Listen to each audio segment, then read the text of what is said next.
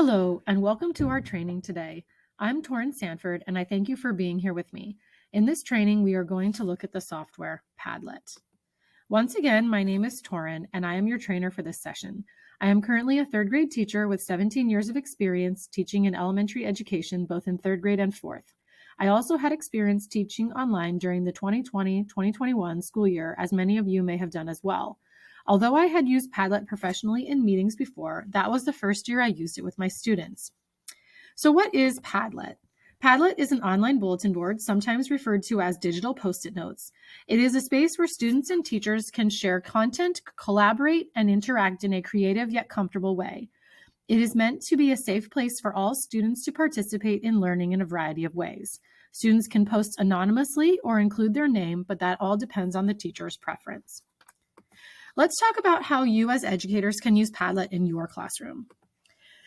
Here are some examples of how you could use Padlet with your students. Student check-ins. This could be something you do on Monday mornings to ask them about their weekend, or it could be a check-in as a form of an exit ticket to check for understanding in a particular subject area. You can use it to ask questions and have them answer on a specific topic. You can use it for group project planning or for group works for sharing ideas. You can use it to organize materials for a project, since posts can also include links, videos, images, or document files. Padlet allows for teacher and classmate interaction as well as collaboration. Here's an example of a Padlet and what it looks like so you can visualize it.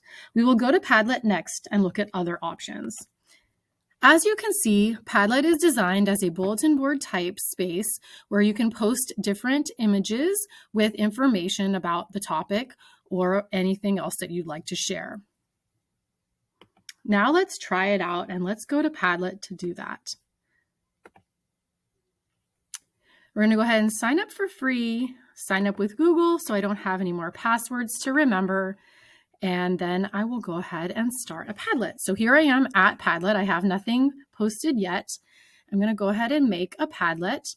There are options here: wall, stream, grid, shelf. They're all organized in different ways. I like the wall. It just posts things in kind of a random brick layout. I'm going to go ahead and make this Padlet titled My Favorite Books. This will be a place where my students will be able to share books that they've read. Maybe they can write reviews. My wallpaper, I'm going to look for something with books. So I'm going to go ahead and go to pictures and I'm going to scroll and see. I know there's something with books here, I believe.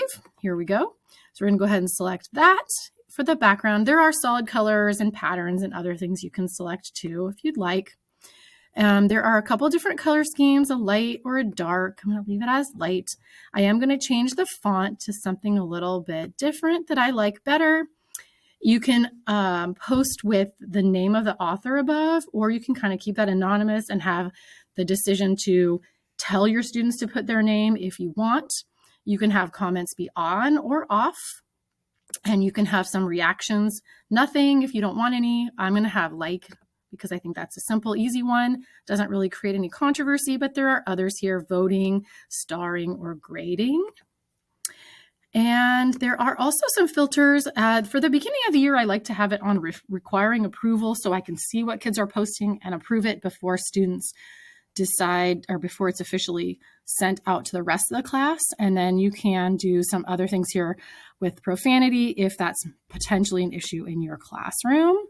And really, that's all. The only other thing I will point out here is there is a address here. That's how you're going to share it with your students. Your students do not need to have Padlet accounts. You can just share that with them on a Google Classroom or some other place. Now you're ready to start posting. So it's pretty simple. You're just going to click this plus sign. I'm going to add a book that I've read, The One and Only Ivan. And I'm going to look for an image. So I'm going to select this. There's a link. You can take a photo. There's documents, but I'm going to go ahead and click on the image. And I'm going to search images as The One and Only Ivan. There's a bunch of different images here, but I'm looking for the cover of the book that I read. So I'm going to scroll down and see if I can find it. And here it is here. It's by Catherine Applegate. I'm going to go ahead and include it. and I'm going to publish it. At this point, I'm not going to write anything else, but you definitely can add text and, add your favorite part or other types of information. And really that's it. So it's pretty simple. I'm going to head back to the Padlet and just kind of wrap it up there. So here's some of the options we changed: wallpaper, background, color scheme, font, layout, and then the comments and reactions. And the other thing is that there are a couple of plans. You can get 3 Padlets for free, and you can delete those and recreate them as new ones as you're done with them. Or there's a gold plan where you have 20 Padlets, or the platinum with unlimited, and they do have upload numbers as well.